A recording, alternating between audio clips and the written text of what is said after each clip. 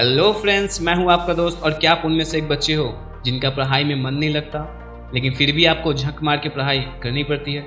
वो मोटी मोटी किताबें रटें, एग्जाम्स में बेस्ट मार्क्स लाने का प्रेशर अगर आपने भी फील किया हो तो फ्रेंड्स, इससे पहले आप जिंदगी के प्रति सारी आशाएं खो बैठो, आपको ये वीडियो एंड तक देखना होगा, क्योंकि इसे देखकर आप एक बार हमारे समाज के बनाए सिस्टम के बाहर का भी कुछ सोच पाएंगे और ये निर्णय शायद आपकी ज़िंदगी भी बदल दे।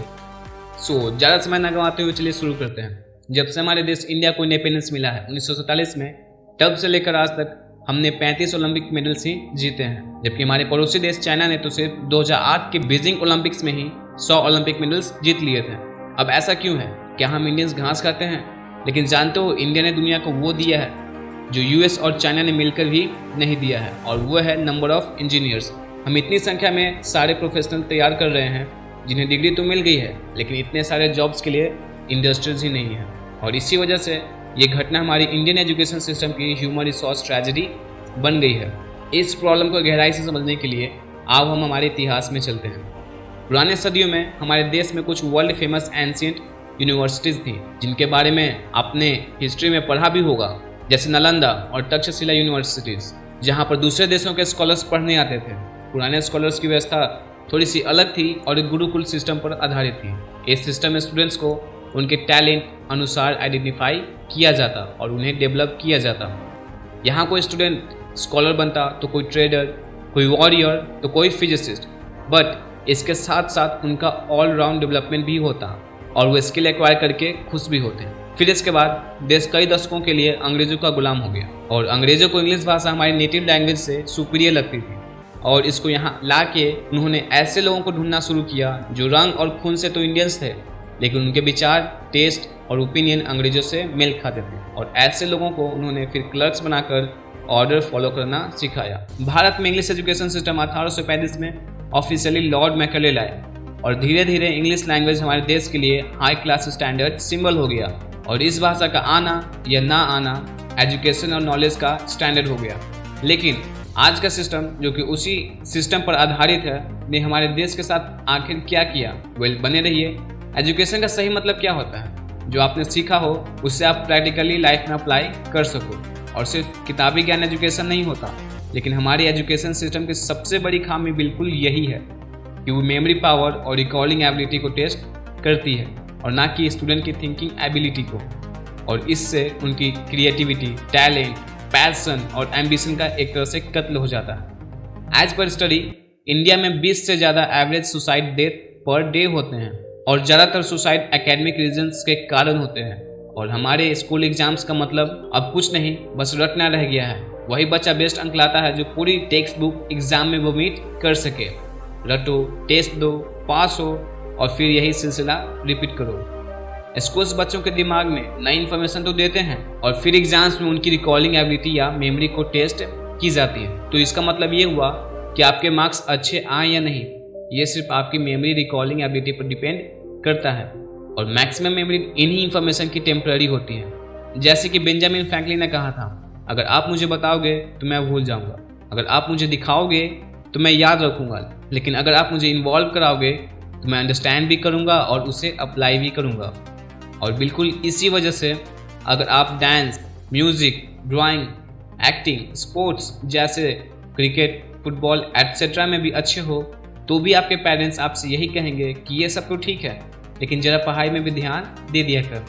जिसका मतलब बेसिकली इनमें कैरियर्स का मत सोचो और रियल चीज़ों पर ध्यान दो।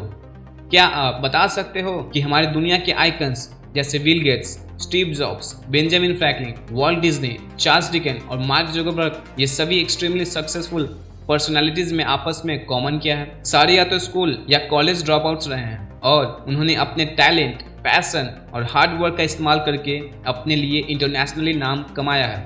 और नहीं फ्रेंड्स, मैं ये नहीं कहता कि पढ़ाई खराब चीज़ है और उससे नहीं करनी चाहिए। यार, जिनका पढ़ाई में मन लगता हो उनको जरूर करना चाहिए, लेकिन उनका क्या जो पढ़ाई में एवरेज है मगर अन्य टैलेंट से भरे हुए हैं और कुछ अलग करना चाहते हैं। डिफरेंट चाइल्ड की डिफरेंट एबिलिटी पर मशहूर साइंटिस्ट आइंस्टाइन ने कहा था कि every child is a genius, but if you जज a fish by its ability to climb the tree, then it will lives entire life thinking it to be stupid. Fish का talent तो swim करना है, ना कि पेड़ों पर चढ़ना। तो क्यों ना फिश को उसी टैलेंट जो कि स्विमिंग है उसी पर टेस्ट किया जाए और ना कि उसके पेड़ पर चढ़ने की क्षमता पर, जो उसमें है ही नहीं। हर बच्चे की इन्फिनिट लर्निंग पोटेंशियल होती है, लेकिन उसको सही दिशा में चैनलाइज नहीं कर पाते। ये बोलना हमें अच्छा लगता है कि हर स्टूडेंट यूनिक और डिफरेंट होता है, लेकिन क्या हमारा एजुकेशन सिस्टम भी इन चीज़ों को मानता है?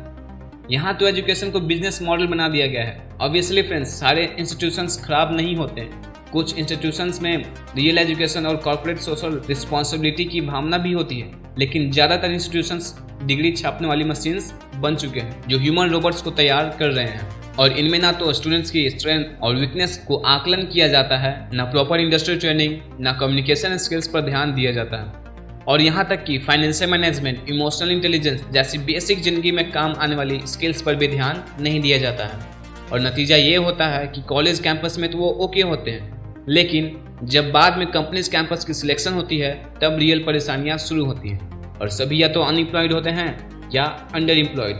इसके विपरीत हार्वर्ड, बोल्टन और स्टैनफोर्ड यूनिवर्सिटीज़ में बोर्डिंग लेक्चर्स पर सबसे कम ध्यान दिया जाता है। उनमें project works, problem solving, case studies होते हैं, जिससे स्टूडेंट्स में प्रॉब्लम सॉल्विंग एबिलिटी आ सके, और ये चीज़ हमारे एजुकेशन सिस्टम में ज़्यादातर नहीं होती। और फ्रेंड्स, क्या हमारी सरकार भी इसमें जिम्मेदार है? वेल, यूएस अपने जीडीपी का 5.22% एजुकेशन पर स्पेंड करते हैं, और कंट्रीज जैसे जर्मनी 4.95% और यूके 5.72%। लेकिन इनके विपरीत हमारी सरकार सिर्फ 3.8% जीडीपी ही एजुकेशन पर खर्च करती है, और हमारी पॉपुलेशन इनसे कहीं ज़्यादा है। हमारे स्कूल्स के बच्चों के थिंकिंग एबिलिटी को डेवलप करने के लिए उनकी क्यूरियोसिटी पर ध्यान देना जरूरी है। एक क्यूरियस माइंड एक फर्टिल ग्राउंड होता है जिसमें आप नॉलेज का कोई भी बीज प्लांट कर सकते हो, और एकेडमिक इंटेलिजेंस के साथ पर्सनल एजुकेशन और सेल्फ डेवलपमेंट में भी ध्यान देना बहुत इंपॉर्टेंट है। नॉलेज और स्किल के साथ साथ character building, confidence building, philosophy, art, nature ऐसे विषय हैं जो उनकी रोज की ज़िंदगी में काम आते हैं, और इन सभी चीज़ों पर भी ध्यान देना इम्पॉर्टेंट है। क्यों ना ऐसी ट्रेनिंग भी दी जाए जो बच्चों को फिजिकली और मेंटली फिट रख सके और स्ट्रेस या डिफिकल्ट सिचुएशन में अपने आप को और दूसरों को भी हैंडल करने की क्षमता दे।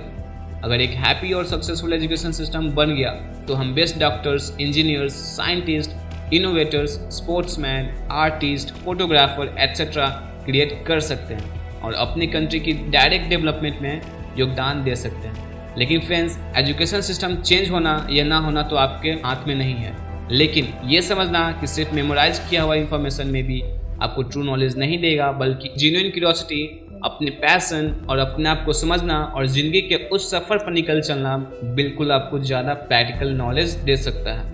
और इसके साथ हर वक्त अपने पर्सनल और सेल्फ डेवलपमेंट में भी इन्वेस्ट करते रहना आपको और भी ज़्यादा नॉलेजेबल बनाते रहेगा। सो फ्रेंड्स, उम्मीद है आपको ये वीडियो पसंद आया और उससे आपको कुछ नया सीखने को जरूर मिला। तो एक सवाल अब आपके लिए भी, क्या आप पर्सनली इंडियन एजुकेशन सिस्टम से खुश हो या नहीं? कमेंट करके अपनी राय नीचे जरूर बताना। तो मिलते हैं अगली वीडियो में, तब तक के लिए जय हिंद।